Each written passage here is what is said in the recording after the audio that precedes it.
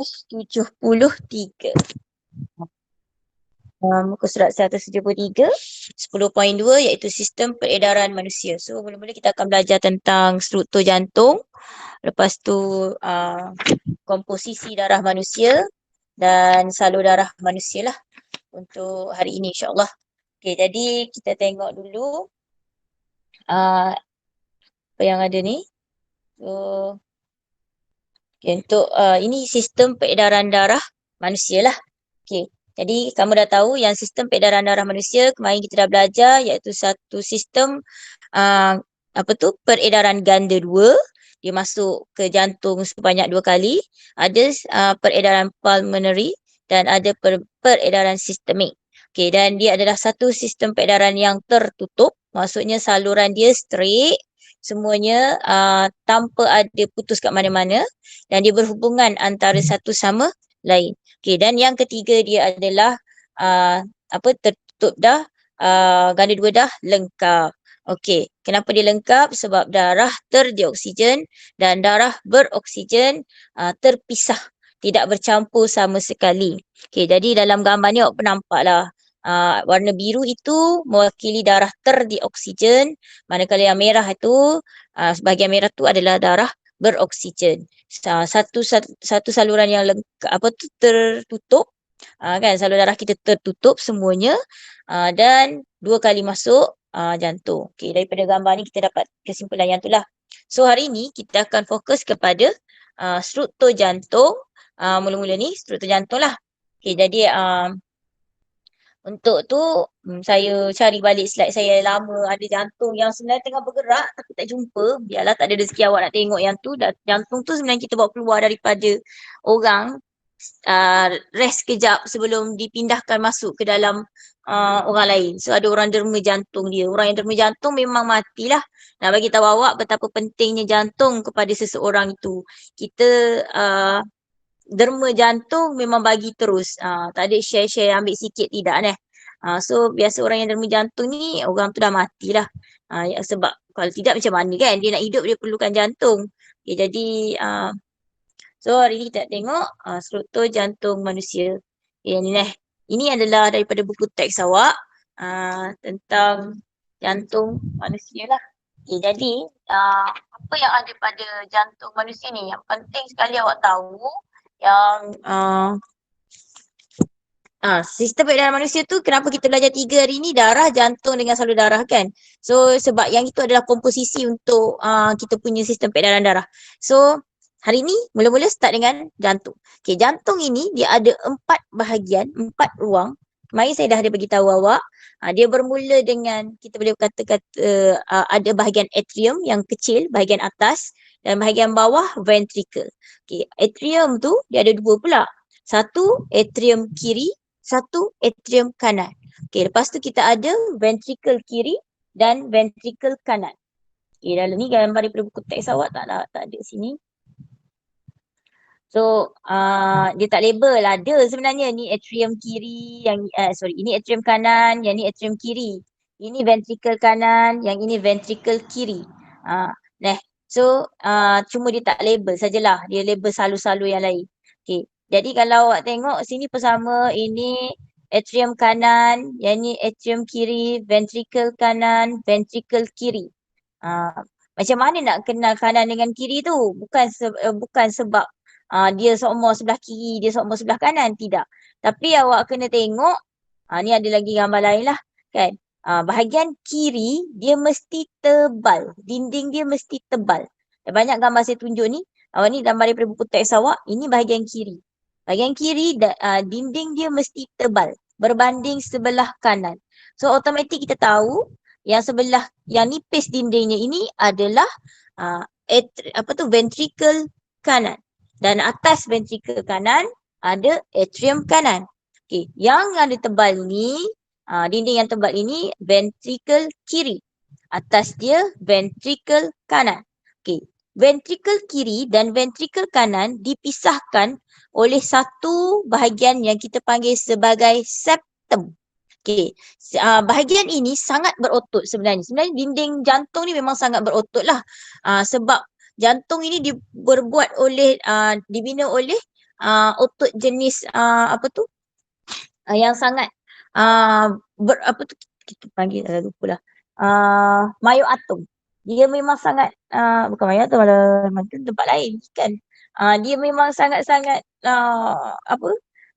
Dia boleh berdenyut walaupun tak ada dalam badan kita, tapi tidaklah dalam tempoh yang lama. So dia punya denyutan itu adalah secara automatik. Bagi tahu yang hebatnya dinding jantung kita ni. Okay, so dipisahkan oleh septum. Dinding dia sangat berotot untuk membantu dalam proses pengempaman darah kita lah. So memang jantung ni dia mengecut, mengendur tanpa henti selagi kita masih bernafas. So apa lagi yang ada dalam jantung kita? Dia ada vena cava. Vena cava ni adalah salur yang mengangkut darah daripada bahagian lain badan kembali ke jantung. Okey, nama dia vena cava. Okey, lepas tu kita ada aorta yang merah ni.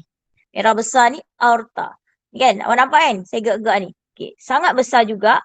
Aorta ini adalah salur darah utama, arteri darah yang utama yang mengangkut darah beroksigen ke seluruh badan. Kalau vena cava daripada bahagian lain badan kembali ke jantung. Darah yang dibawa adalah darah terdioksigen. Manakala aorta salur darah arteri yang utama yang angkut darah kita dari jantung dalam keadaan tekanan yang sangat tinggi baru selepas dipump oleh ventricle, okey, masuk ke aorta dan dia akan hantar ke seluruh bahagian badan kita. Jadi dinding aorta ni pun tebal juga. Tapi tidaklah setebal dinding jantung. Okey, lepas tu kita ada arteri pulmonary. Sebenarnya sebelum tu sepatutnya awak tahu arteri ni adalah semua salur darah yang bawa darah daripada satu-satu organ. Daripada jantung ke sesuatu organ. Okay, so arteri kat sini dia bawa darah, betul. Tapi yang ini dia bukan bawa darah daripada jantung. Dia bawa darah ke jantung satu-satunya. Iaitu arteri pulmonary. Kenapa? Dia bawa darah daripada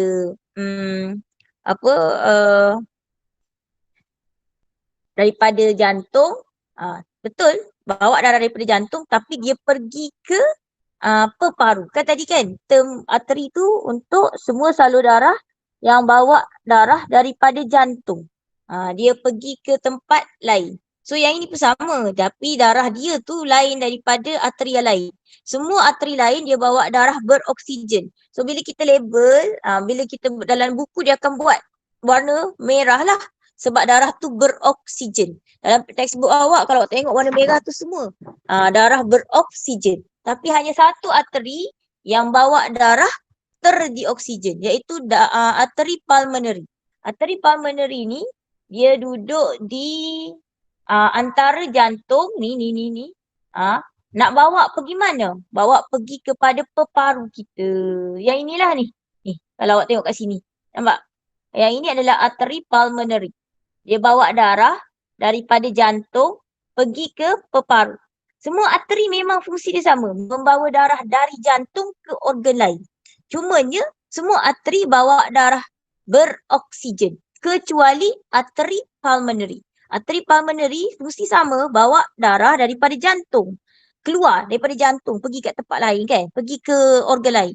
Dia bawa pergi ke mana? Pergi kepada peparu. Tapi darah yang dia bawa kali ni bukan darah beroksigen. Dia bawa darah terdioksigen.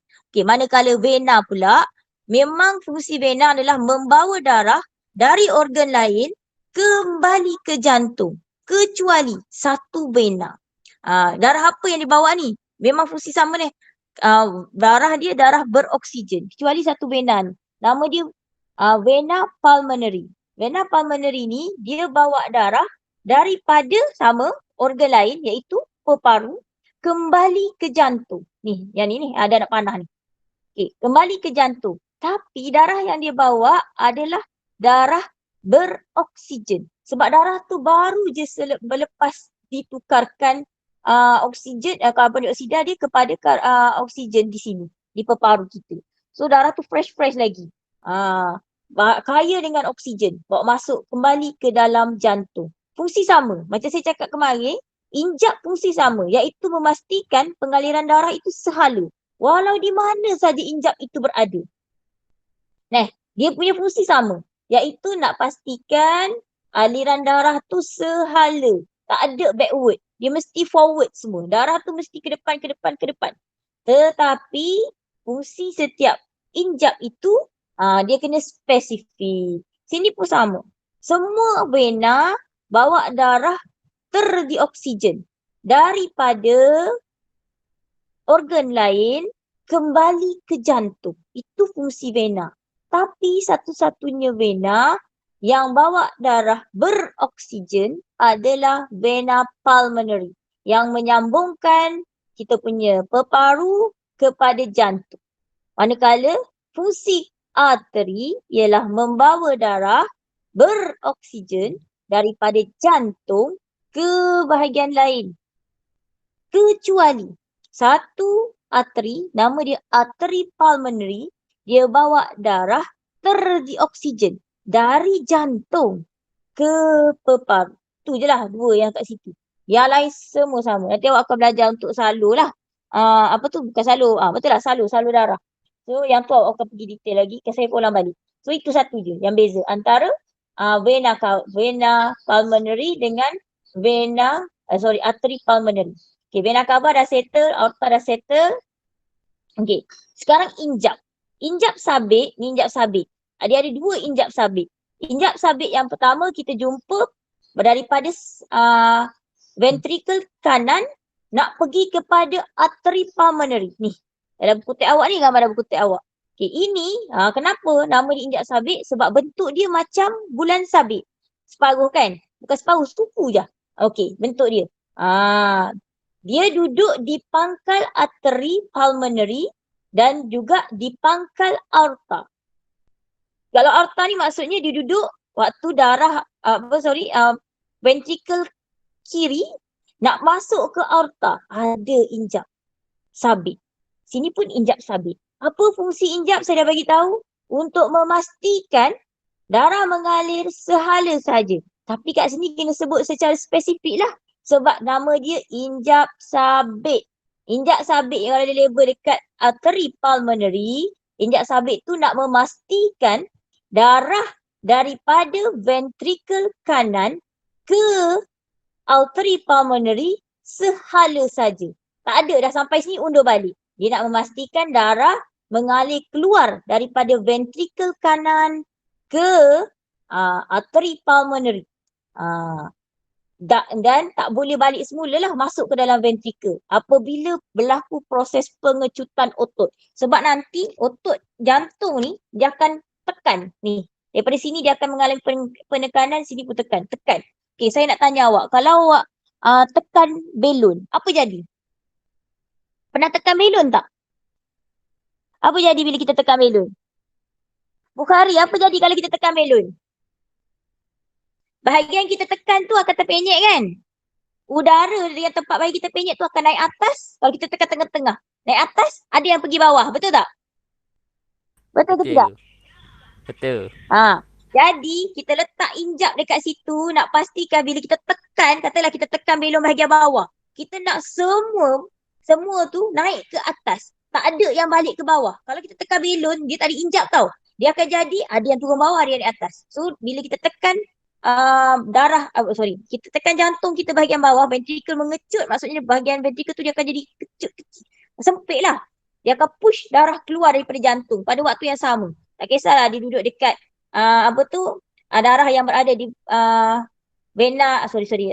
ventricle kanan ataupun ventricle kiri. Bila jantung mengecut bahagian, dia akan mengecut serentak dekat tempat ventricle tu, semua darah akan keluar daripada jantung. Darah yang keluar daripada jantung ni sama dia pergi ke peparu ataupun dia pergi kepada seluruh badan melalui aorta, dia akan ada tekanan yang sangat laju, kuat. So dia akan pergi. Dia nak suruh tumpu pergi ke arteri pulmonary satu lagi ke aorta. Okay, pada masa yang sana, kita ada injap tau. Injap tricuspid. Nampak tak? Ni ada injap tricuspid. Sebelah sini, yang ni, dia ada injap bicuspid. Okay, tricuspid ni sebab dia ada 1, 2, 3. Ada 3 tendon pegang dia. Tricuspid, tiga. Okey, injak bicuspid ni 1, 2. Yang ini ni dia nak dia macam pintu gate lah. Sebenarnya injak dia macam gate tau. Nak pastikan darah bila kita pump tu, satu dia semua injak sabit buka, semua pergi keluar. Okey, waktu tekan tu. Tapi injak bicuspid dengan tricuspid tu tutup, nak pastikan darah tak pergi ke atrium. Sebab darah bila dia pump, dia bukannya ada otak nak pergi kat mana, pergi ke situ kan. So, dia akan pergi push sekali je, ventricle kita akan push sama-sama serentak. So bila injak tricuspid dengan bicuspid tertutup, satu tempat je dia boleh pergi, iaitu melalui injak sabit. Injak sabit mesti terbuka. Okay, bila injak sabit dah terbuka, dia keluar. Darah akan keluar sebab ventricle kita pump, darah keluar. Keluar, satu pergi jantung, satu pergi ke seluruh badan. Okey, bila dah keluar, sekarang injak sabit dia akan tutup. Dia tutup kenapa? Sebab nanti dia tak nak darah yang keluar tu balik semula masuk dekat dalam kita punya ventricle. Kenapa? Sebab waktu yang sama, kita punya injak tricuspid dengan bicuspid akan terbuka untuk darah daripada atrium kanan dengan atrium kiri pula masuk. Memenuhi ruang jantung kita. So sebenarnya jantung kita ni akan waktu yang sama keluar darah masuk, keluar darah masuk, keluar darah masuk. Takkan ada masa yang kosong. Sebab tu saya kata dia gambaran dia macam belon. Awak tekan dia akan keluar. Tapi akan ada masa ganti pula yang lain. So dia tak nak nanti darah yang sepatutnya keluar daripada jantung balik semula. Itu fungsi injak. Tak kisahlah injak tricuspid ke, bicuspid ke ataupun injak sabit. Cuma bila soalan fokus kepada injak sabit, dia label dekat arteri pulmonary, awak kena bagi tahu untuk memastikan darah mengalir keluar dari jantung, bukan dari jantung, daripada lebih spesifik daripada ventricle kanan ke peparu ataupun ke arteri pulmonary sehala sahaja. Kalau dia label dekat injak tricuspid, fungsi dia sama je. Memastikan darah masuk ke dalam jantung bahagian ventricle kiri sehala. Maksudnya tak akan mengalir semula pergi kepada atrium kanan. Tricuspid, ventricle kanan, so darah tu tak akan mengalir semula pergi ke atrium kanan. Itu fungsi dia. Kalau injak bicuspid, dia duduk dekat ventricle kiri. So nak memastikan darah masuk ke dalam ventricle kiri dan tak kembali semula ke atrium kiri. Kalau yang injak sabit duduk ke aorta, untuk memastikan darah mengalir keluar ke aorta tanpa kembali semula ke ventricle kiri. Itu maksud spesifik. Awak tahu secara umum apa fungsi injak? Memastikan darah mengalir sehala. Sehala tu macam mana? Tak nak darah tu balik semula ke tempat dia tak sepatutnya. Kena sebut semua tu. Itu spesifiknya bio. Kalau awak jawab memastikan darah mengalir sehala sahaja. Padahal dia label tu dekat tempat tu. Awak takkan dapat markah. Saya nak jawapan awak tu masuk mahkamah pun awak menang. Itu baru awak akan dapat markah. Kalau awak masuk, awak mai soal saya boleh tanya. Ni jawapan dia gini. Saya boleh tanya, kod mana? Tak boleh. Dia kena, awak mai jumpa saya. Bila saya tengok jawapan tu, saya tak boleh tak bagi markah. Mesti kena bagi markah sebab jawapan tu memang dah tepat. Memang dah spesifik. Itu itu mesti awak jawab. Cara jawab biologi. Dia mesti spesifik.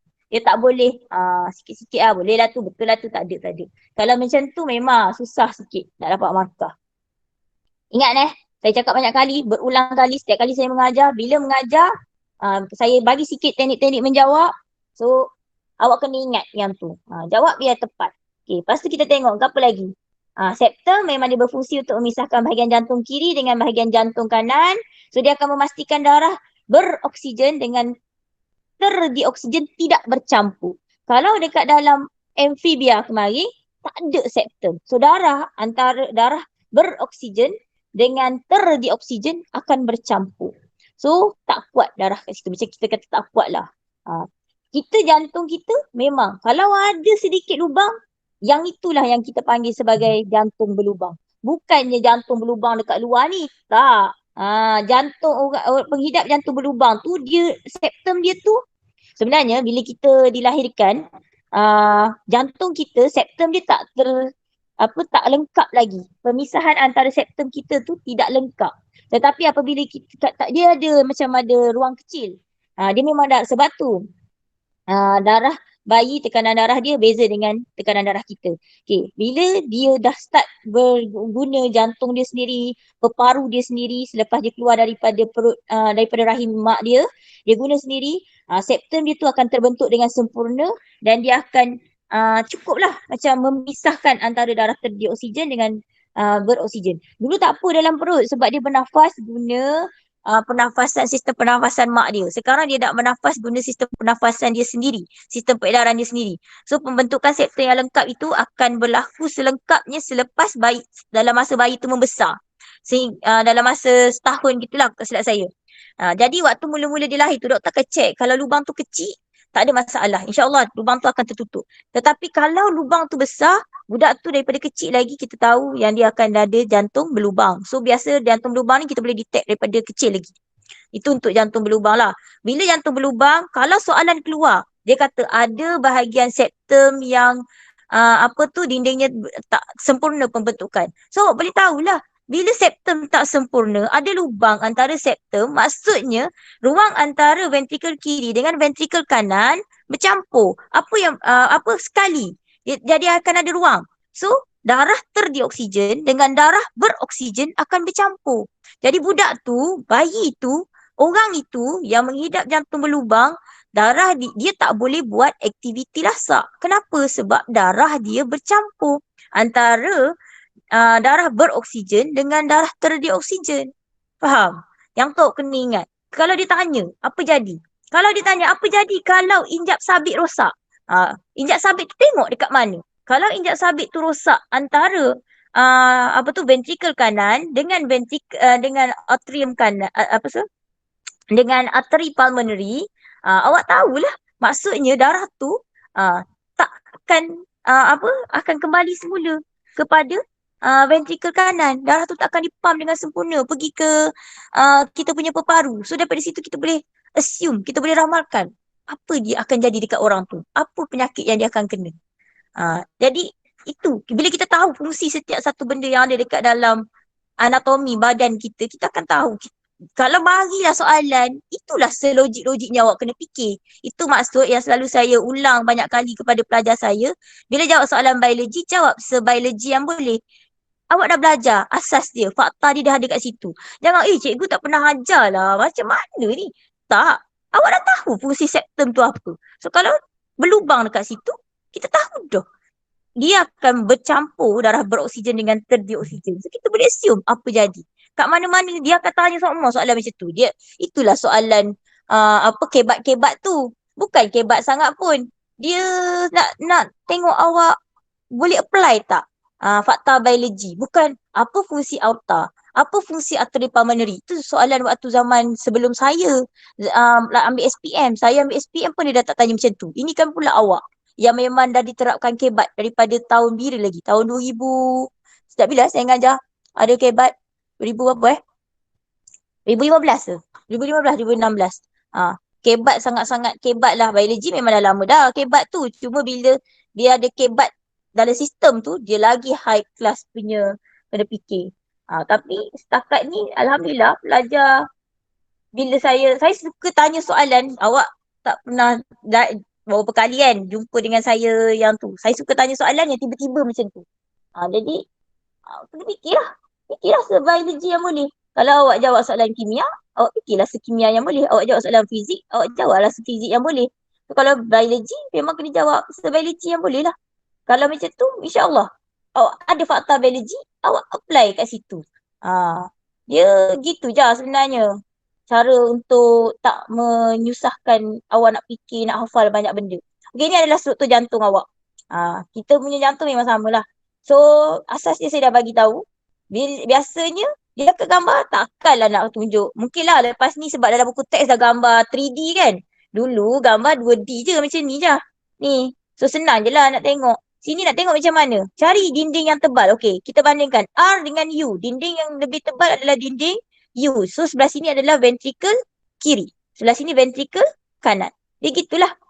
Ni bahagian jantung kanan kiri, yang sebelah sini bahagian jantung kanan. So kita tahulah P ni vena cava, Q tu atrium kanan, R itu ventrikel kanan, S itu arteri pulmonary, T itu Vena pulmonary, T itu aorta, W itu vena pulmonary, V itu atrium kiri, U itu atrium, ventricle kiri. Kita tengok ketebalan dinding. Awak mungkin keluar gini dah. Sebab textbook awak gini. Dulu tak macam ni. Textbook dulu. Sekarang textbook awak canggih kan.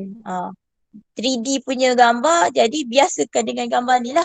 So, kalau orang tanya kenapa dia panggil sini injak tricuspid, injak bicuspid, saya dah bagi tahu. Sini sebab tendon yang pegang dia ada tiga. Ada tiga tendon yang pegang dia. Okay. Dalam buku teks awak memang nampak tiga. Kalau bicuspid, dia dua je. Ni kan. Macam ni kan. 1, 2, 3. Ada tiga tendon yang pegang ni. Injak tricuspid. Ni 1, 2 yang pegang ni. So, injak bicuspid. Kalau dia suruh lukis tiba-tiba tak ada, awak lukislah. Kena ada tiga. Sini 1, sini 2. Pegang sini ni.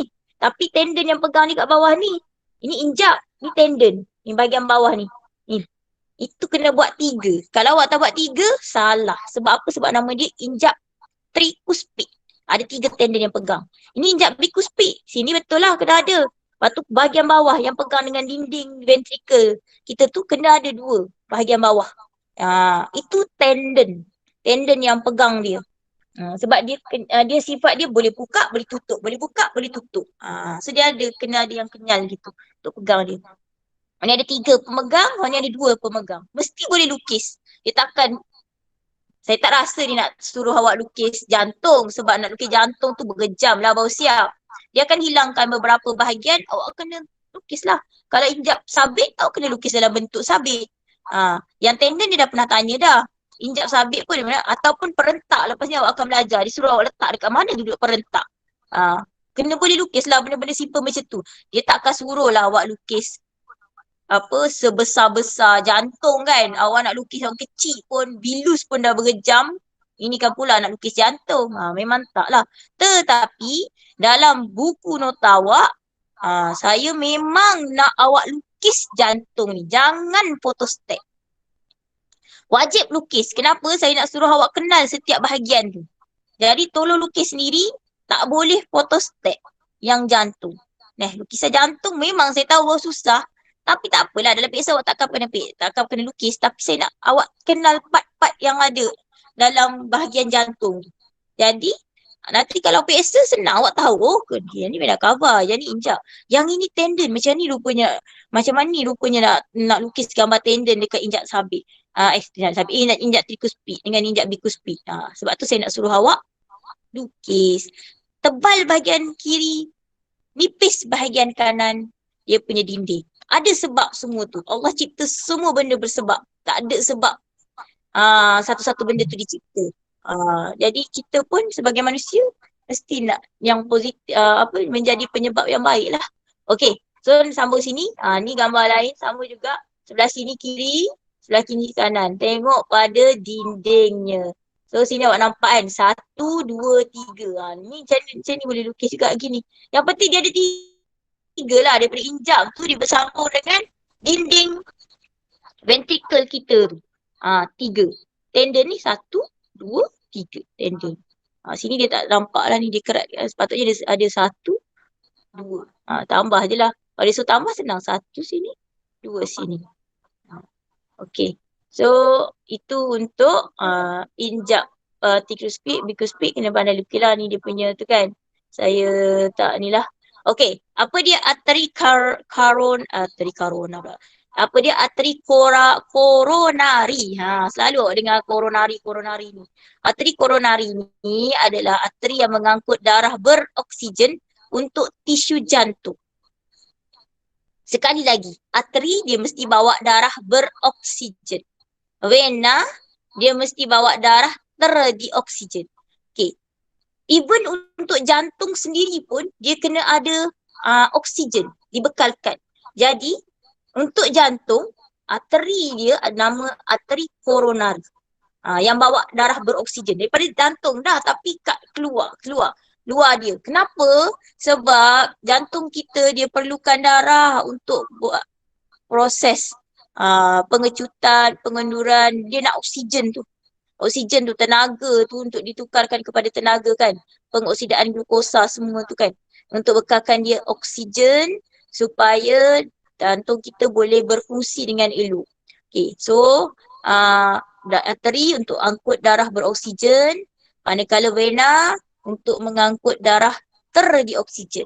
Kenapa koronari? Sebab duduk dekat jantung memang kita panggil sebagai koronari. Bukan coronavirus. Koronari. Ingat nanti. Kalau pulmonary dia berkaitan dengan apa tu? Kita punya paru biasanya. Pulmonary. Dia ada nama sebenarnya. Sekali tengok awak akan tahu yang tu, dekat situ dia ada berkaitan dengan organ. Okay, tak apalah. So, itu bahagian jantung. Anatomi jantung. Tolong. Kalau keluar soalan jantung ni, pelajar susah sangat nak score. Lagi-lagi dia punya nanti kan, dia punya mekanisme. Jadi, setakat dia punya labeling ni, saya harap sangat-sangat labeling nak kena tambah sikit-sikit. Apa gambar-gambar tu tak sepatutnya awak tak dapat markah lah. Sangat sayang sekiranya awak buang markah hanya untuk tak boleh jawab soalan berkaitan dengan nak melabel macam ni. So kalau kat sini K apa? Tu saya nak panggil sebut nama seorang-seorang. Najatul, K apa K?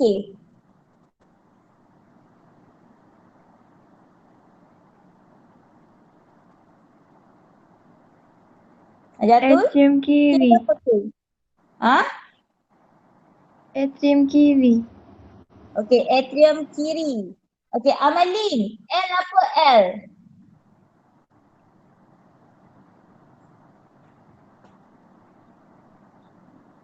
Ventricle kiri. Ventricle kiri. Bukhari, M apa? Ventricle kanan. Ventricle kanan. N apa ni? Amirah.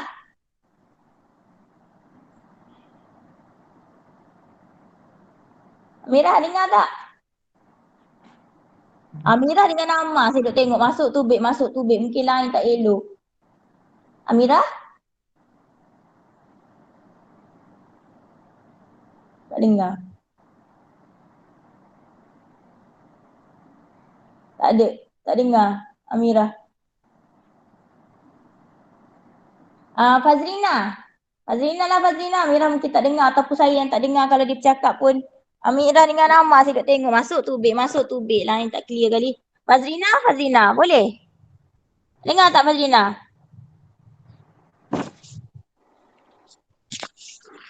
Tak dengar juga Fazrina?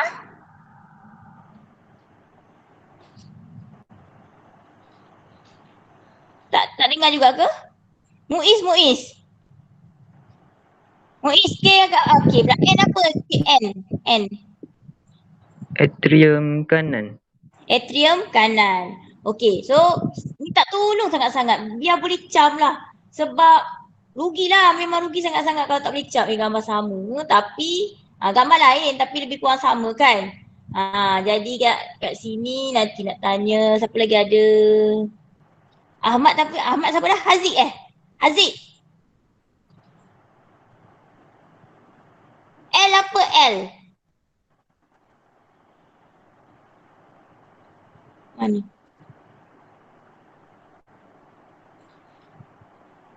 Tak dengar juga.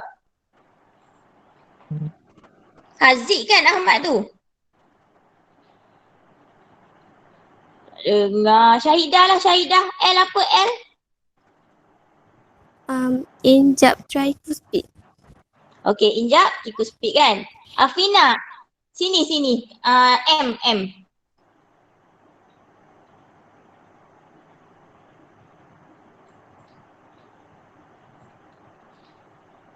Ke tak dengar juga Afina?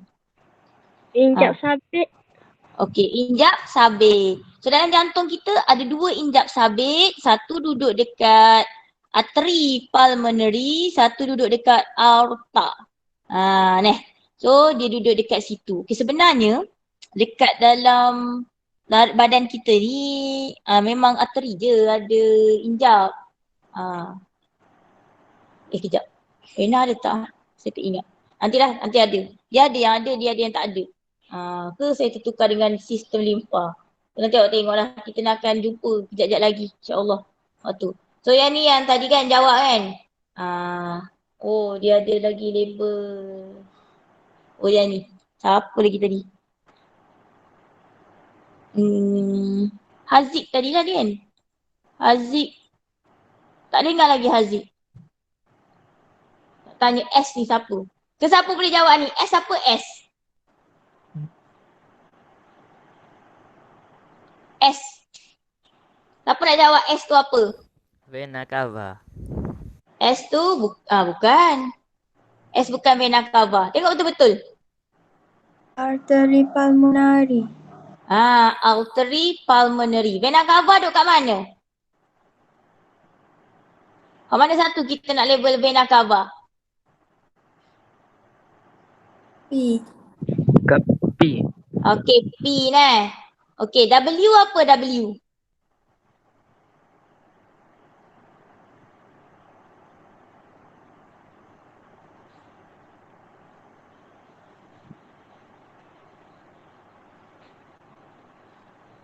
W. Bawa darah kembali ke jantung daripada peparu. Nama apa? Vena pulmonary. Vena pulmonary. Okey, T. Bawa darah daripada jantung ke seluruh badan. Aorta. Aorta, okey. So ejaan semua kena betul. Jangan main-main dengan ejaan. Ejaan mesti betul. Arteri. Pulmonary. Sebab tu kadang-kadang saya baca pun saya sebut baku kan. Aorta. Aorta. Ejaan dia kena betul. Okay, tu bahasa Inggeris lah. Tu dah semua tu awak dah. Okay, sekarang ni sama, gambar yang sama. Cuma yang ni ada aliran darah. Saya lupa nak bagi tahu tentang aliran darah. Okey, darah kita masuk. Boleh ke sini? Boleh lah. Darah kita masuk daripada sini tau. Cantik ke gambar ni? Gambar ni.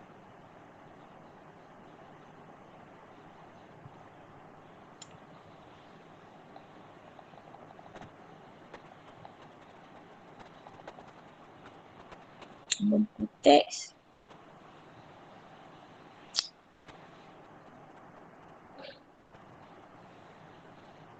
Gambar buku teks lah sekejap ni. Awak kena ada tak dalam ni buku teks? Sekejap.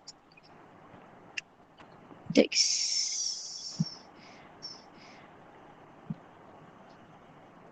Buku teks. Bio 3 tapak. Sains bio dalam kan.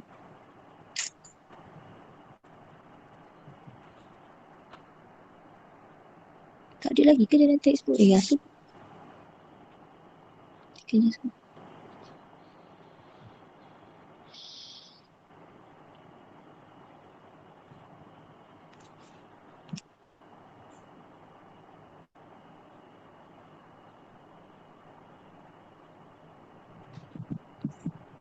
Saya rasa sebenarnya awak boleh agak ni macam mana ni, tapi kejap saya nak tunjuk. Kalau saya guna benda ni takut tak nampak. Cari buku teks bio 3/5.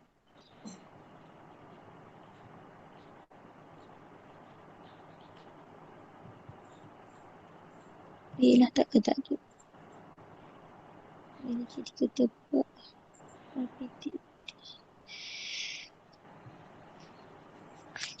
Nampak gambar je lah, tunjuk kat awak, senang.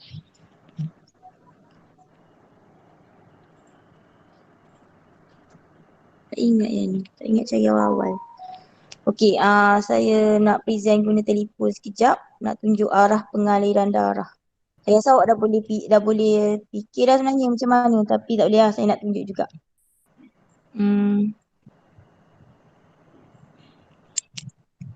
Tunjuk.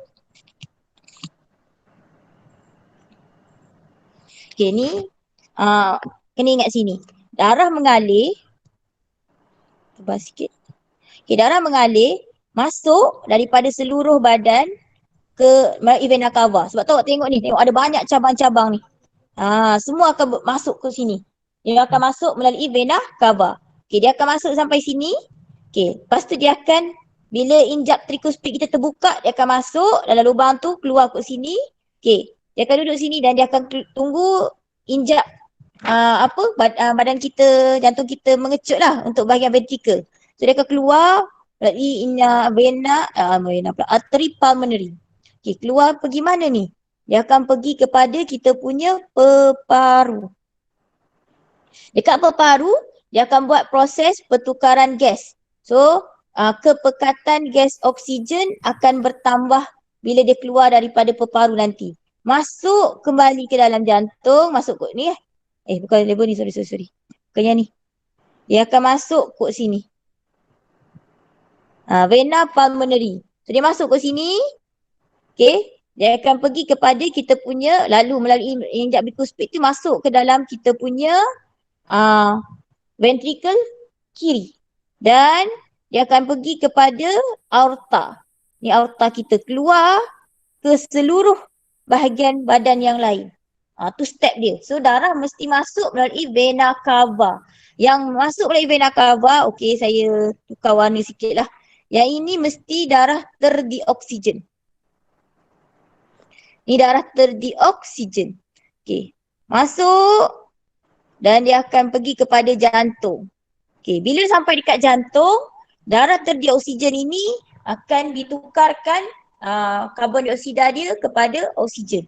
So darah ini akan kaya dengan kepekatan oksigen akan bertambah dan masuk balik ke dalam jantung sebagai darah beroksigen. Masuk melalui vena pulmonary, okey, lepas dia akan pergi kepada ventricle kiri. Ventricle kiri akan pump keluar melalui aorta ke seluruh bahagian badan yang lain. So kena ingat yang tu. Arah pengaliran darah daripada jantung ke bahagian lain. So kat sini vena cava ni banyak ni. Ni pun vena cava ni. Dia mari, lepas tu dia akan kumpul semua setepak, masuk melalui ni, lubang ada kat sini. Sini. Masuk ke dalam kita punya atrium kanan. Atrium kanan akan pergi kepada ventricle kanan. Ventricle kanan akan hantar kepada arteri pulmonary. Arteri pula. Betul tak? Arteri pulmonary, then pergi kepada peparu, buat proses pertukaran gas, masuk kembali sebagai darah beroksigen melalui vena pulmonary ke jantung. Okay, jantung akan pump keluar melalui aorta ke seluruh bahagian badan yang lain. Ni pun aorta ni. Merah sepatutnya. Ini pun aorta keluar. Darah masuk, darah keluar. Ni keluar. Yang ini masuklah sebab ini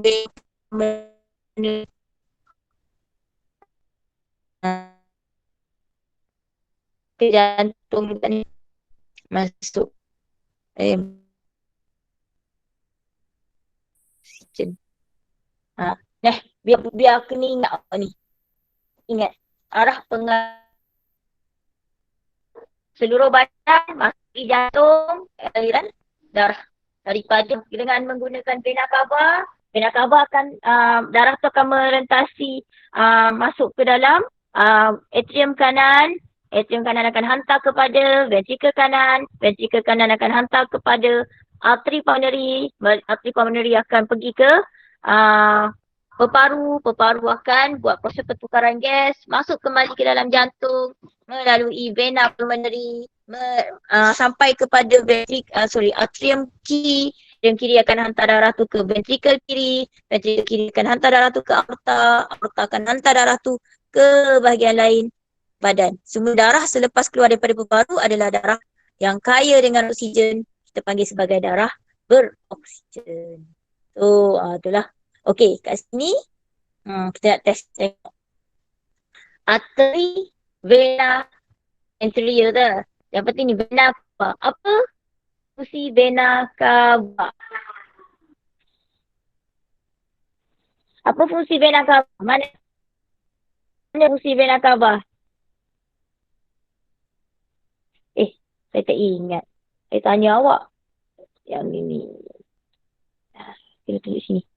Okey, apa fungsi vena cava? Ni soalan ni. Tak ingat nak present. Okey, nombor 1. Fungsi vena cava. Pilih. Hak mana sah?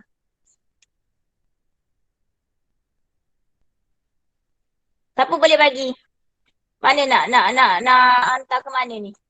Adakah vena cava bawa darah beroksigen ke jantung? Menghalang darah kembali kepada ventrikel, membawa darah terdioksigen ke bahagian atrium kanan, memisahkan antara ruang kanan dan kiri jantung, bertindak sebagai pacemaker. Ini tak belajar lagi lah ni. Menghalang pengaliran balik darah ke ventrikel, daripada ventrikel ke atrium. Mana? Fungsi vena cava. Mana? Siapa nak jawab? Amirah. Amirah dengar Amirah?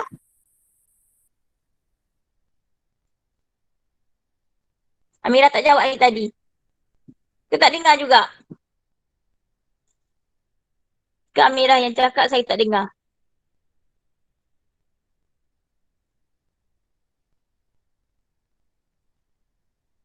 Kat mana ni? Nak pasangkan dengan huruf mana? 1, 2, 3, 4, 5? Amirah tak dengar ke? Orang lain?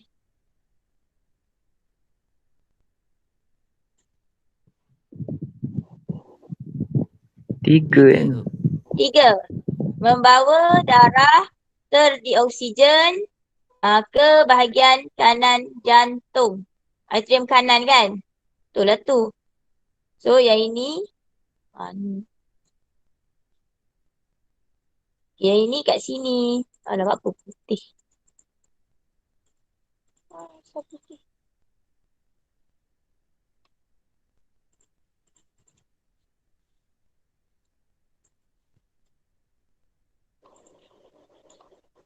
Okay. Lepas tu, vena pulmonary.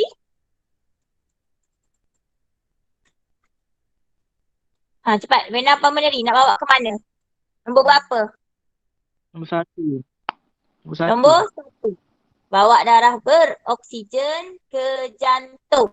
Itulah. Itulah.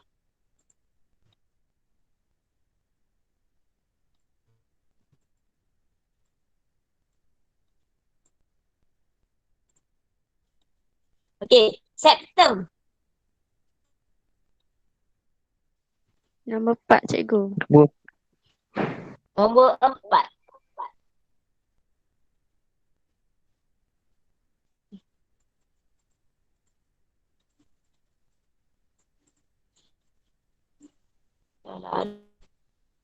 Septum nombor 4. Mana? Nombor 4.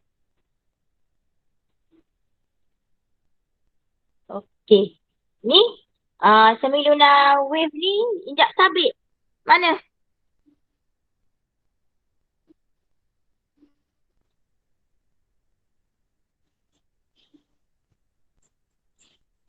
Nak pergi ke mana? Nombor 2 ikut. Nombor 2. Ventricle.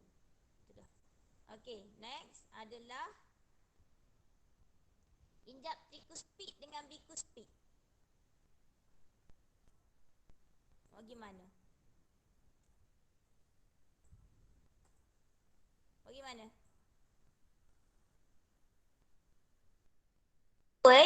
Nombor berapa? Nombor 5 ke nombor 6? Tricuspid. Nombor 6. Nombor 6.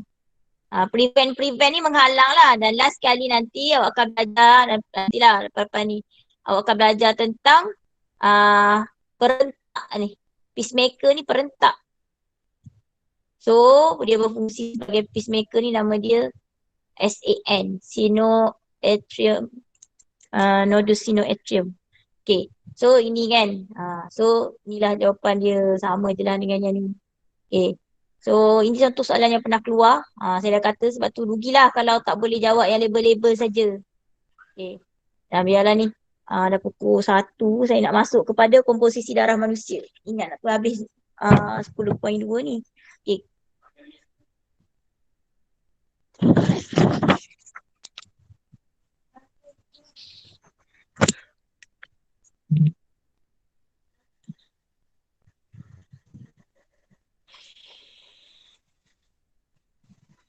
Okey, komposisi darah manusia. Jadi tengok sini. So, sama je dalam buku teks awak, ada apa dalam darah manusia ni. Kita tengok, ini contohlah darah yang ada dalam badan kita. Dari sini kita nampak ada sel darah merah, ada sel darah putih. Lepas tu yang kuning-kuning ni sebenarnya platelet lah. Okey, jadi kita tengok ni dalam buku teks ada. Dia yang ni leukosit, yang ini eritrosit. Lepas tu dia ada antara tu kan platelet. Okey, bila kita kita masukkan dia dekat dalam tabung uji, awak akan dapat tengok plasma darah tu membentuk 55% daripada isi padu darah. Maksudnya banyaknya plasma darah tu.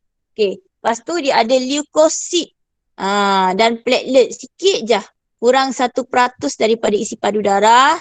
Dan yang lagi 45% terdiri daripada sel darah merah, iaitu eritrosit. 45% daripada isi padu badan. Isi padu darah. Okay. Jadi kan, so ini adalah komponen-komponen plasma darah lah ni. Sebab dia 55% air. Plasma darah terdiri daripada 90% air.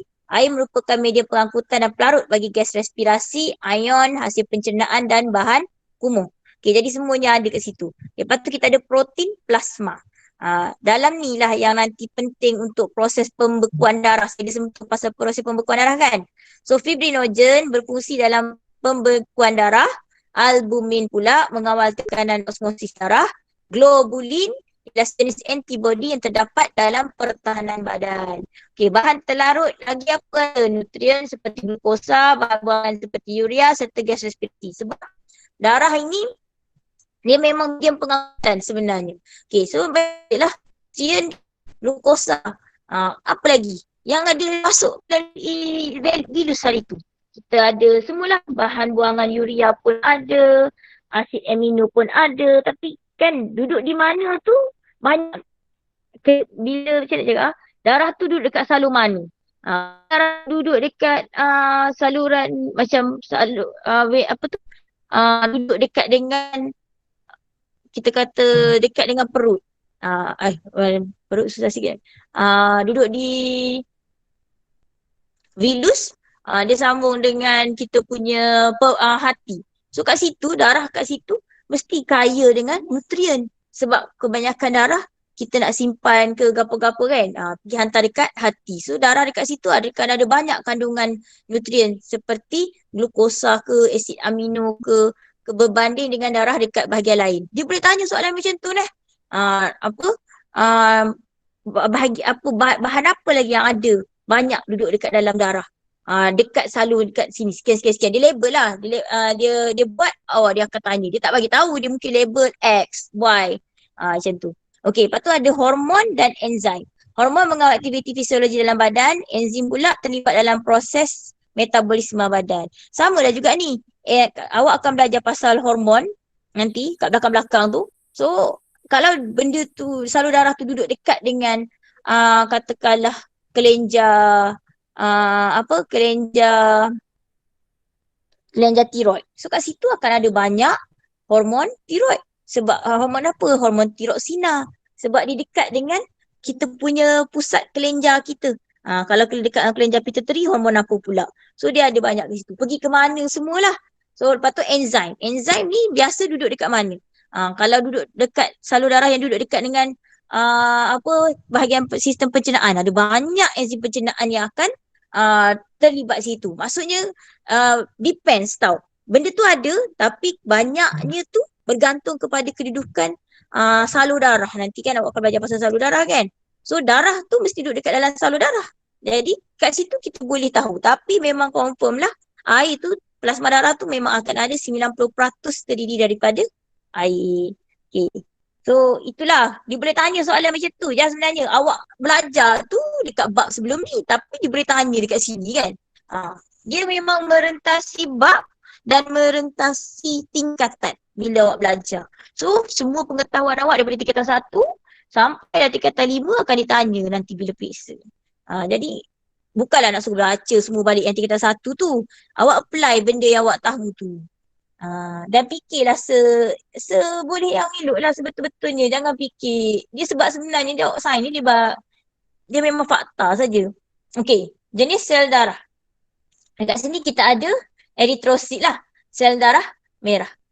Sel darah merah kita ni terdiri daripada sebenarnya apa yang duduk dekat dalam sel darah merah kita adalah hemoglobin. Hemoglobin itu yang membuatkan sel darah merah kita tu jadi warna merah.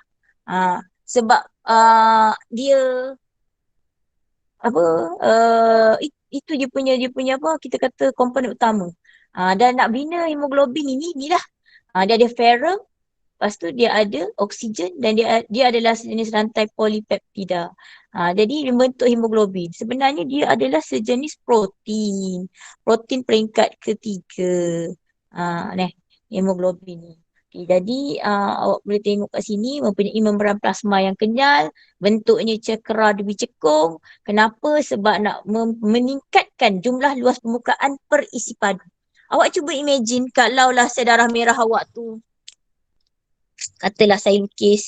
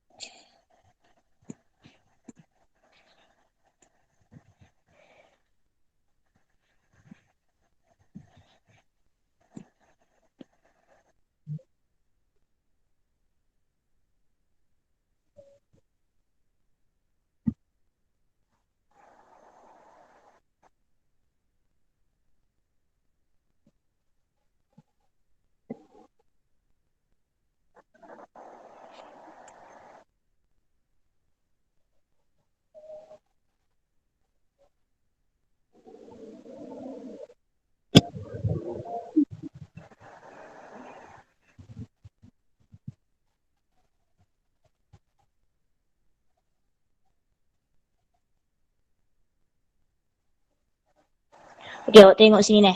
Ini ni apa nama tu, kalau bentuk dia straight gitu ataupun dia gitu kan. Kali ni bila dia tebi cekung, dia ada ke bawah. So kalau ambil benang pun dia sebenarnya apa tu? Kita kata dia bukan macam ni, dia macam ni. Dia sini. Sebenarnya nak tingkatkan luas permukaan lah. Awak ambil benang, awak ukur.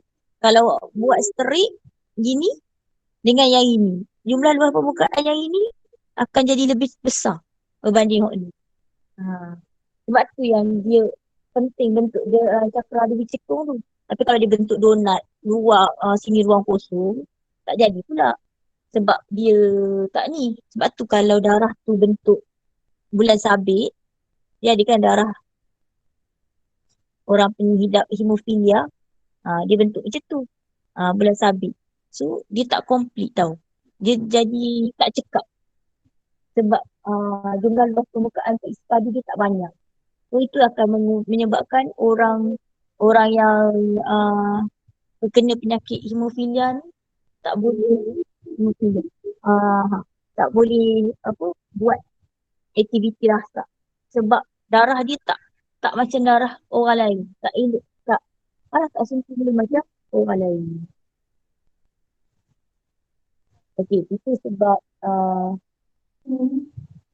bagi pertukaran gas respirasi berlaku dengan cekap tu lah. Okey, sebenarnya kan saya dengar azan. Awak dengar ke tak azan?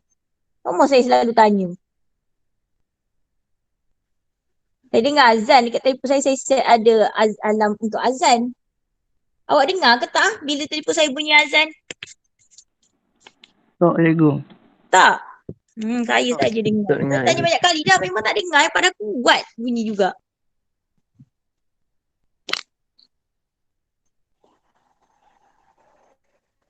Habis pun azan tu tak apalah.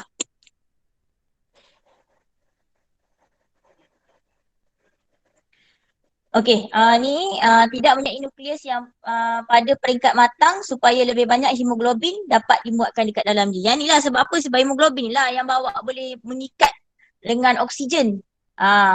Jadi bila dia banyak, lagi banyak lah tak ada nukleus, maka lebih banyak ruang untuk isi hemoglobin. Okey, dihasilkan dalam susum tulang seperti sternum dan tulang rusuk. Dia punya jangka hayat 120 hari saja. Lepas tu dia akan dimusnahkan di mana? Masih di hati dan juga ataupun limfa lah melalui proses fagositosis.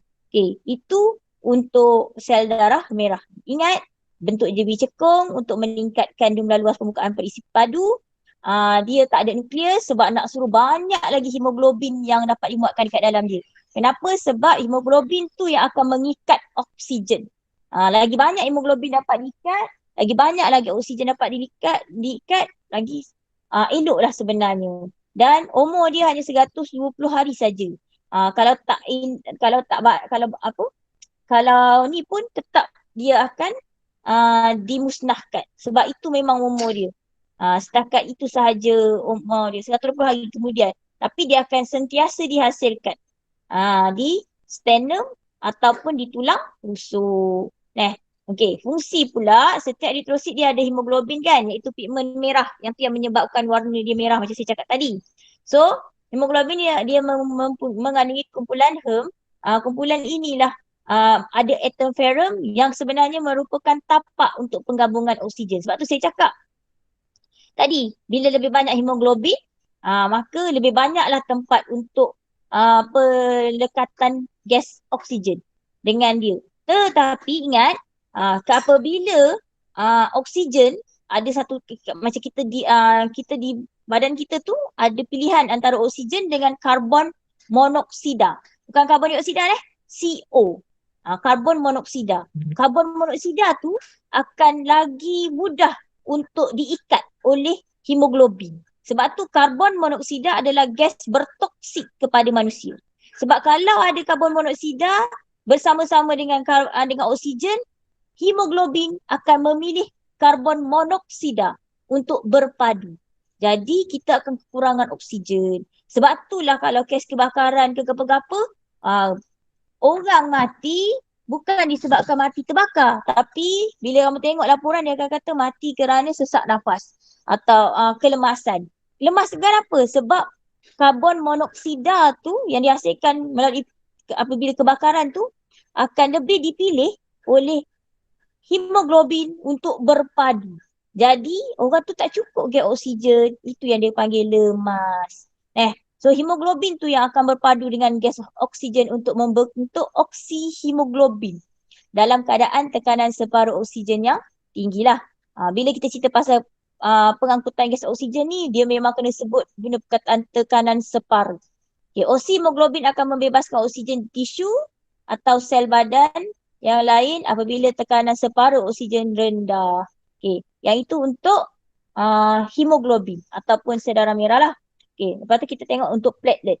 Platelet ni terhasil daripada serpihan-serpihan atau cebisan sitoplasma sel yang berasal daripada sumsum tulang.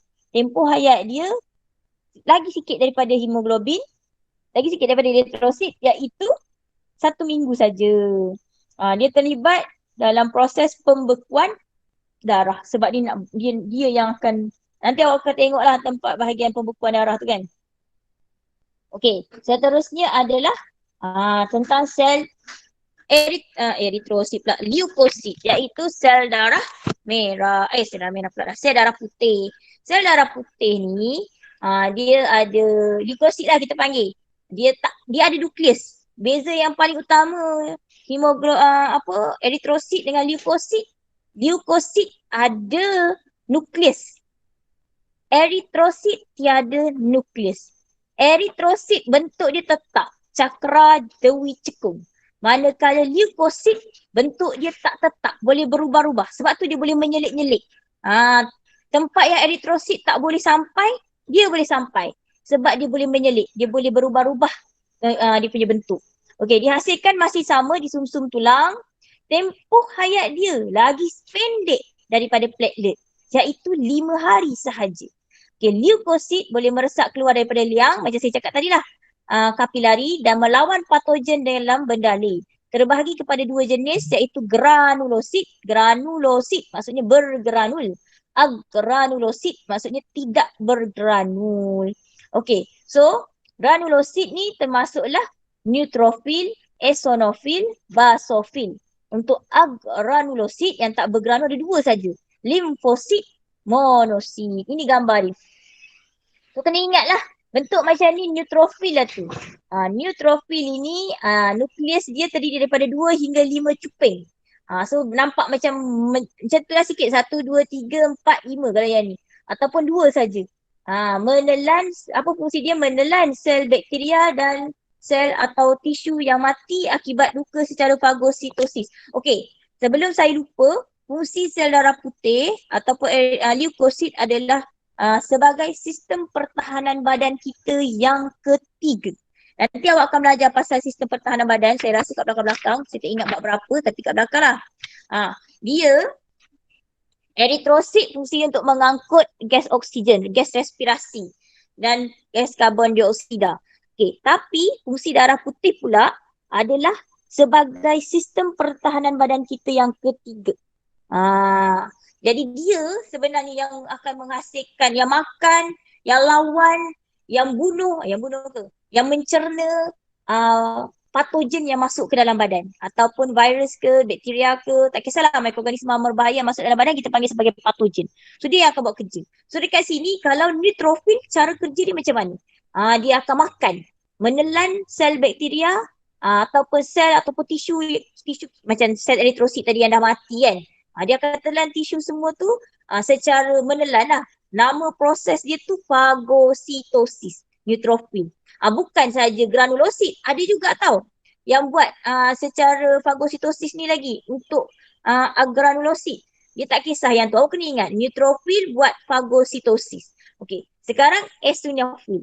Eosinofil pula dia fil ni dia ada granulosit Sit dia tak ada granul. So eosinofil nukleus dia hanya ada 2 cuping saja.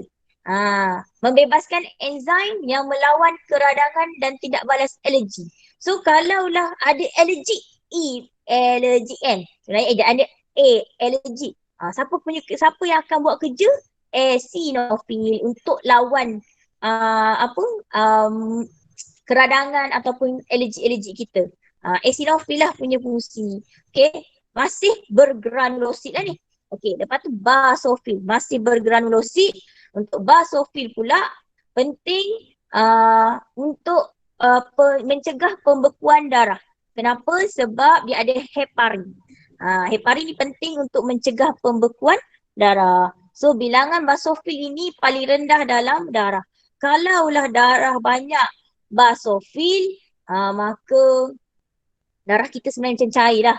Sebab sebab fungsi basofil tu nak mencegah pembekuan darah. Okey, lepas tu kita ada agranulosit. Agranulosit maksudnya tak ada granul, ada 2 saja. Satu limfosit, satu monosit. Dan kedua-duanya sangat penting, terutama sekali limfosit. Limfosit ni lah sebenarnya yang penting dalam sistem pertahanan badan kita yang ketiga. Okay, sebab dia akan hasilkan antibody. Orang duk geger sibuk vaksin-vaksin tu kan cocok untuk hasilkan antibody tu untuk lawan COVID-19. Yang ni lah, limfosit ni lah yang buat kerja. Okey, dan apabila limfosit ini dimakan oleh virus, macam kita kata makan lah, dikonquer oleh virus AIDS, maka badan seseorang itu lumpuh dari segi pertahanan badan. Sebab tu orang yang kena penyakit AIDS, penyakit AIDS lah, memang susah untuk, memang tak ada ubat lah. Sebab dia pergi serang yang limfosit, sel T manusia, limfosit lah. Okey, so limfosit ni mempunyai nukleus yang sangat besar. Awak boleh tengok yang purple ni nukleus kan, sebab semua sel darah putih ni dia ada nukleus. Purple ni nukleus. Okey, nukleus dia sangat besar tapi dia tak ada granul. Dan Sitoplasma dia sikit saja pink tu sitoplasma. Apa fungsi dia? Dia akan hasilkan antibodi untuk memusnahkan bakteria dan virus yang berjaya memasuki badan. Dan dia juga boleh menghasilkan antitoksin terhadap toksin yang dihasilkan oleh bakteria ataupun virus. Sangat-sangat penting, sangat-sangat berguna limfosit ini. Sebenarnya semua berguna sebab dia memang mencegah jangkitan. Okey, lepas tu kita ada monosit. Monosit ni limfosit yang paling besar, sel darah putih yang paling besar. Nukleus dia berbentuk bujur. Fungsi dia sama macam neutrofil, iaitu menelan bakteria secara fagositosis. So awak nampak ada dua leukosit yang berfungsi dengan cara menelan, makan, iaitu neutrofil untuk yang granulosit bergranul dan monosit untuk yang agranulosit. So memang kena ingat. Kalau eosinofil, ingat alergi. Walaupun ejaan alergi tu dia start dengan E kan, tapi bolehlah kita kaitkan dengan eosinofil tu, alergi. Kalau apa-apa yang berkaitan dengan alergi ataupun keratangan, jadi merah-merah ke apa-apa, eosinofil lah yang akan bertindak. Okey, basofil, ingat heparin. Untuk cegah pembekuan darah, basofil. B tu beku. Tapi dia bukan nak suruh darah beku, dia nak suruh cegah pembekuan darah. Okey, limfosit. Limfosit ni untuk menghasilkan antibodi. Dialah yang boleh duduk dekat dalam sistem limfa kita. Nanti awak akan ada belajar pasal sistem limfa juga. Yang ni lah yang akan boleh nyelit masuk dalam sistem limfa, keluar untuk lawan patogen. Dia boleh pergi merata-rata. Sebenarnya semua boleh pergi merata-rata, tapi limfosit ni lah paling cekap. Dan dia duduk banyak dekat dalam nodus-nodus limfa. Badan kita ada nodus limfa. So kalau awak demam ke, awak batuk ke semua kan, awak akan rasa dekat leher awak tu tiba-tiba macam bengkak kan. Bukan beguk Bukan beguk tu. Bukan juga apa satu lagi saya ingat. Yang tu bukan yang tu. Yang ini ni dia memang sebab dekat tekak kita tu dia ada satu nodus limfa yang sangat besar. So yang itu tu bila kita ada kena jangkitan, sebab dekat situlah dia nak hasilkan banyak limfosit untuk lawan patogen. Patogen tu apa? Mikroorganisma berbahaya yang masuk dekat dalam badan kita. Okay, next kita ada monosit lah. Monosit dengan neutrofil tadi fungsi sama kan? Makan. Makan cara apa? Bukan makan macam kita, tapi makan secara fagositosis. Dia pergi dekat, dia macam ameba makan. Dia pergi dekat dengan bakteria tu. Dia keliling bakteria tu dengan kaki palsu macam ada pseudopodium. So, lepas tu dia akan rembeskan enzim untuk hancurkan. Dia rembeskanlah benda kalau leukosit ni. Untuk memusnahkan bakteria tersebut. So, matilah bakteria tersebut. Kita terselamatlah daripada jangkitan. Itu fungsi sel darah putih. Okey, nak masuk. Kita sampai 140 kan? Sikit lagi, tapi saya nak masuk habis juga. Salur darah. Lama dekat jantung ni kan. Okay, salur darah kita sikit.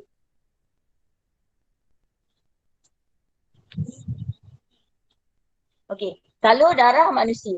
Salur darah manusia, kamu dah tahu tadi, saya dah sentuh sikit-sikit. Kita ada arteri, vena dengan kapilari darah. Cuma kapilari darah saya tak sentuh banyak.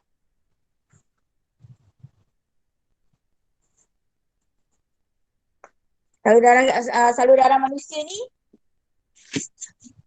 dia ada vena, lepas tu kapilari, dia ada arteri. Okey, antara vena dengan kapilari tu, vena dengan arteri itulah adanya kapilari darah. So dekat sini kapilari darah tu yang paling kecil. Buku teks awak, muka surat 178. Boleh nampaklah hubungan antara arteri, kapilari darah dan vena. So sekali lagi, arteri akan diwarnakan merah sebab dia bawa darah beroksigen. Vena akan diwarnakan biru sebab dia bawa darah terdioksigen. Awak boleh bandingkan dekat sini. Tebalnya dinding arteri. Selalu dia kecil je, lumen dia kecil tapi dinding dia sangat tebal. Untuk vena, dinding dia kurang tebal tapi lumen dia besar sikit. Arteri ni kenapa dinding dia tebal?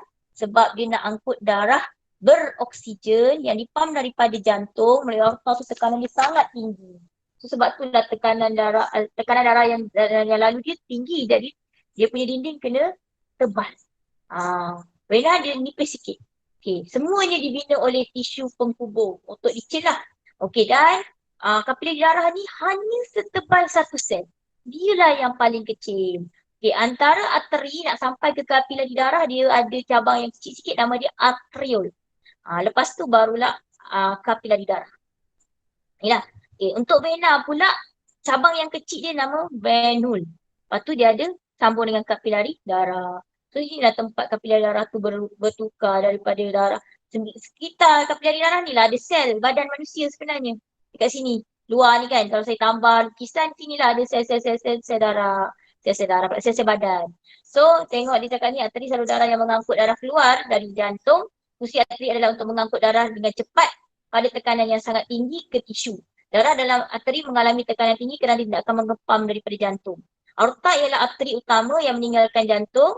Arteri mengembang apabila menerima darah yang keluar daripada jantung. Jadi dinding arteri itu dia kenyal. Sebab dia akan jadi terbesar lah.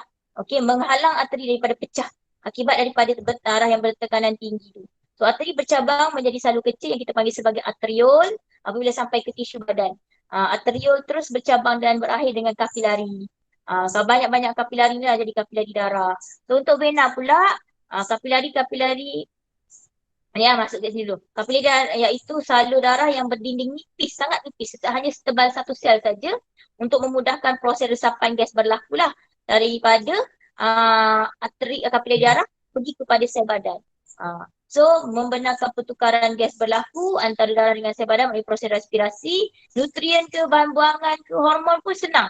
Sebab dia meresap, dinding dia tipis, hanya setebal satu sel. Awak boleh tengok ni, gambar ni, setebal satu sel sahaja kapilari darah punya dinding. Okey, kapilari darah tadi tu akan berjantung-jantung membentuk venul. Venul itu akan berkembang membentuk vena. So, kapilari bercantum semula membentuk salur yang lebih besar iaitu venule bercantum membentuk vena yang membawa kembali darah ke jantung. Vena cava ialah vena utama yang membawa darah. Semua darah akan lalu kat situ lah. So, perbezaan antara arteri, kapilari dengan vena ini ada dekat dalam jadual lah. Muka surat 179. Saya pun ambil juga jadual tu tapi duduk bawah-bawah sikit.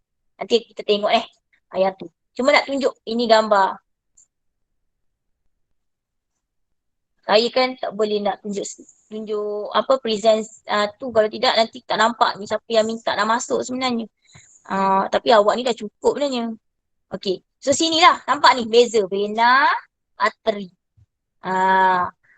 Tapi arteri dinding tebal, vena dinding nipis, lumen arteri kecil, lumen vena besar. Inilah kalau kita duduk dekat-dekat kita bandingkan. Itulah sebenarnya. So, itu maksud saya, lumen besar, lumen kecil. Kita tak panggil lubang tau, kita tak panggil salur. Bila belajar biologi dia panggil lumen. Inilah lumen, ruang tempat darah mengalir. Itu adalah lumen. Dan ingatlah, arteri ni dia kenyal. Dinding dia bersifat kenyal. Kenapa? Sebab dia nak menampung tekanan darah yang tinggi. So ingat ya tu. Bila dia ada darah di pam tu dia akan mari banyak sekali kan. So dia kena kenyal lah. Kalau dia tak kenyal nanti dia tak boleh jadi besar kan. Kenyal ni maksudnya boleh jadi besar sikit dan dia akan kembali semula kepada saiz dia yang asal. Nanti awak akan belajar banyak ni, dia ada berkaitan dengan nak suruh badan kita jadi maintain suhu badan. Dia adalah tu pembasuh cerutan dengan pembasuh dilatan. Arteri lah tu punya kerja. Basuh cerutan, basuh dilatan, banyak lagi lah awak akan belajar. Okey, yang ini vena. Vena ni dia ada injak. Vena lah ada injak. So arteri tak ada injak. Kenapa? Sebab dia nak memastikan darah mengalir sahaja. Dalam vena, darah yang mengalir dalam vena, darah dia kurang tekanan dah rendah tau. Tapi kan, awak cuba bayangkan, darah daripada kaki nak suruh pergi kepada jantung, nak lawan tindakan graviti. So macam mana dia gerak balik semula ke jantung? Melalui pengecutan dan pengenduran otot di tepi dia. Ni ada otot. Sebab tu darah kita, salur darah kita duduk dekat sekeliling daging. Daging tu lah sebenarnya otot. So dia duduk dekat situ kan. Bila kita buat pergerakan, kita angkat tangan ke, kita turun tangan, kita gerak semua, dia akan menyebabkan otot kita tu mengecut dan mengendur. Pengecutan dan pengenduran otot itu akan menekan kita punya arteri pula, vena. Bila dia tekan vena, macam saya cakap tadi lah, tekan vena, macam kita tekan belon tadi kan, darah itu akan mengalir ke atas, ke bawah. Tapi sebab dia nak suruh memastikan pengaliran darah sehala, pergi balik ke jantung balik. So dia kena diinjak. So kat sini fungsi injap dalam vena adalah untuk memastikan pengaliran darah itu sehala sahaja ke jantung. Only toward, maksudnya balik semula ke jantung. Tak boleh pergi undur balik ke tempat lain. So sebab tu dia ada injap di sini untuk memastikan darah mengalir ke arah jantung. Tak nak bagi darah tu mengalir balik ke tempat lain. Mestikan darah mengalir sehala sahaja itu ke jantung. Itu fungsi injak dekat situ. Injak dekat dalam vena. Okay, jadi kita tengok yang ini, yang ini samalah. Ini kapilari darah. Kapilari darah ni lagi kecil lah. Ni, kecil ni.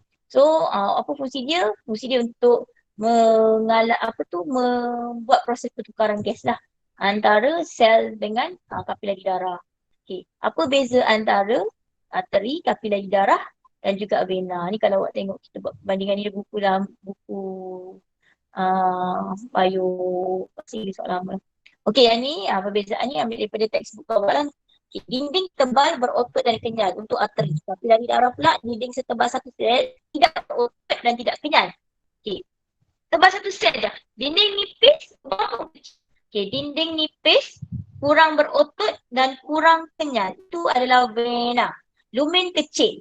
Lumen tu ni ruang tempat darah nak lalu. Okey. Kalau kapilari laki kecil, sangat-sangat kecil. Untuk vena dia besar. Okey, injap. Tiada injap kecuali ada kat mana? Aorta. Pangkal aorta dengan pangkal arteri pulmonary. Tempat lain tak ada injap. Semua di aorta dan arteri pulmonary.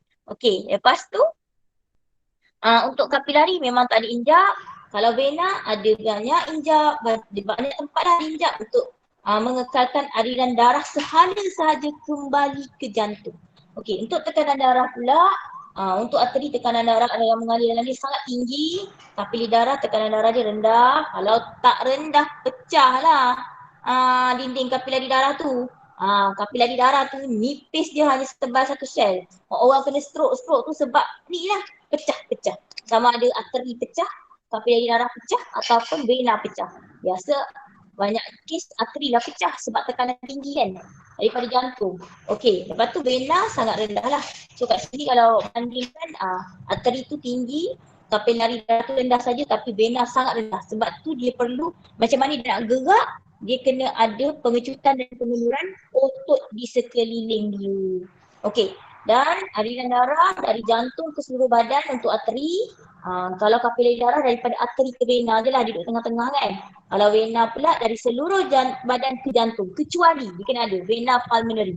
Ini pun arteri dia ada, kecuali arteri pulmonary. Ingat ya tu. Okay, then ini bahasa Inggeris lah, sama je lah. Okay, yang ini macam mana? Saya bagi tahu tadi pengecutan otot tu, bila awak angkat tangan, otot atas akan mengecut, otot bawah akan mengendur. So pengecutan dengan pengenduran otot yang antagonis itu menekan selalu vena kita. Sepatutnya bila kita tekan, macam saya cakap tadi lah, tekan belon, udara dalam tu akan pergi ke belakang juga kan ni. Air tu kalau kita tekan pipe pun sama. Ada yang pergi ke belakang, ada yang akan ke depan. Tapi sebab ada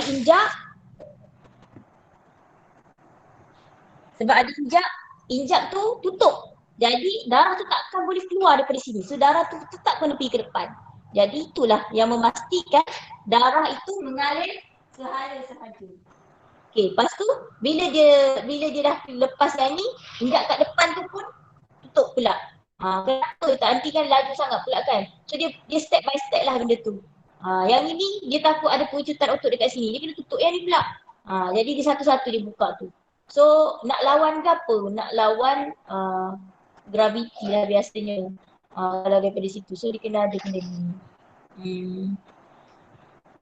So ini sistem peredaran darah Malaysia dia punya lah. Kalau awak tengok satu-satu ni vena. Okey, yang ini arteri. Adalah sama je, cantik lagi dari gambaran butik sawalan gambaran tengok lama. So saya habis untuk sampai dekat apa tu, salur darah. Ada nak tanya ke? Oh, tadi gambar. Ni gambar ni awak boleh tengok dah lumen ni. Ni lumen luang tempat salur darah mengalir. So luar dia adalah tisu penghubung. Tepi sekali tu lah dia untuk icin. Ada nak tanya ke sebelum kita tutup kelas kita? Boleh ke? Faham ke? Baik. Daripada jantung sehinggalah kepada salur darah manusia. Saya lama duduk dekat jantung tu.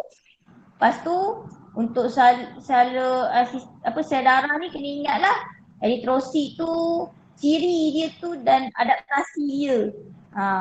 Lepas tu platelet apa fungsi dia kan. Tapi platelet ni kita tak belajar banyak tau sebab dia akan ada satu tajuk khas untuk proses pembekuan darah. Okey, lepas tu sel darah putih pun dia awak akan jumpa lagi lepas ni. Tapi kat sini dah detail dah, agak detail lah sebab dia jenis platelet, eritrosit banyak. Macam saya cakap tadi, macam mana nak ingat? Ingatlah neutrophil dengan monosit tu dia buat fagositosis. Eosinofil allergic. Basophil bekuan tapi dia nak cegah pembekuan darah kepada heparin. Okay, lepas tu agranulosit tu ada dua, limfosit dengan monosit. Limfosit nak menghasilkan antibody. Monosit dia makan. M makan. N nutrien, neutrophil, M makan. So dua-dua tu dia buat proses fagositosis. Tapi ingat neutrophil, eosinofil, basophil, fil tu dia bergranul. Agranulosit, limfosit, sik kan, monosit tak ada granul. Ni auto lah. Lepas tu salur darah tu saya rasa tak susah mana salur darah ni. Sebab kita tahu dah arteri apa dia, vena apa dia, kapilari darah apa dia. Ingat fungsi dia, kenapa dia ada injak. Tu je lah. Kan tak adalah saya rasa. Tu je lah.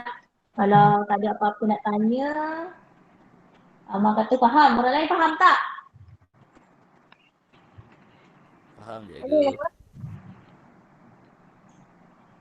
Tak ada nak tanya ke? Faham ke semua? Apa lagi? Ada ni Hazi. Faham cikgu. Isa tak faham. Harap faham lah Fazrina. Najatul. Syahidah. Afina. Agak-agak faham lah. Kalau tak faham, awak tengok baliklah video ni. Ataupun nanti saya akan, tak sempat lah nak cari lagi video kat awak. Awak cek lain. Ada je saya dari YouTube tu boleh. Kalau kesempatan saya akan cari juga lah. Link tu untuk bagi kat awak. So boleh menambah explanation untuk awak kan. Mungkin explanation cikgu lain boleh lagi menambah kefahaman awak. So kalau tak ada apa-apa, kita sudahi kelas kita ini dengan bacaan surah Al-As dan juga aktiviti farah. Okey, lepas baca doa, semua boleh lihat lah. Terima kasih sebab join kelas hari ini. Assalamualaikum. Bismillah.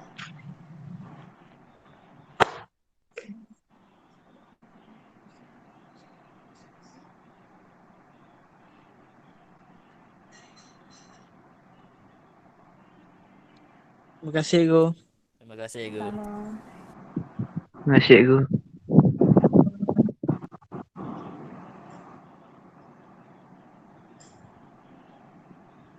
Cikgu nak tanya yang Nak tanya apa? kalau nota yang 10.2 ni kan semua kena lukis ke? 10.2 tu tak? Awak lukis gambar jantung. Jantung wajib kan? Kita cakap jantung. Tapi kan macam neutrophil apa nama tadi? Sel darah putih tu lukislah. Dia tak susah sangat pun. Sel darah putih tu lukis. Sel darah Kalau yang putih, gambar jantung nak satu je. Satu cukup lah. Dalam gambar jantung tu selain label-label, masukkan terus pengaliran darah tu. Daripada vena cava tu dia masuk, keluar pergi paru, masuk balik, keluar daripada jantung pula. Nah, lepas tu yang lain tu gambar simple-simple je. Eritrosit tu, takkanlah awak nak photostat kot ni. Tapi granulosit tu saya nak. Granulosit pada apa tu? Leukosit tu memang nak suruh lukis. Kalau macam kapilari darah tu tak apalah. Ni kan apa tu, arteri, kapilari dengan vena tu tak apalah, tak payah tu. Cuma yang masuk perbandingan antara kapilari, arteri dengan kapilari tu kan, yang itu lukislah. Jadual 10.4 tu kan, dia ada gambar tu kan, nanti simple senang je. Hak tu lukis lah, takkan nak photostat. Nanti saya tangkap gambar lah hak mana kena lukis. Saya send dalam grup. Hak mana wajib lukis. Terima kasih, Cikgu. Okay.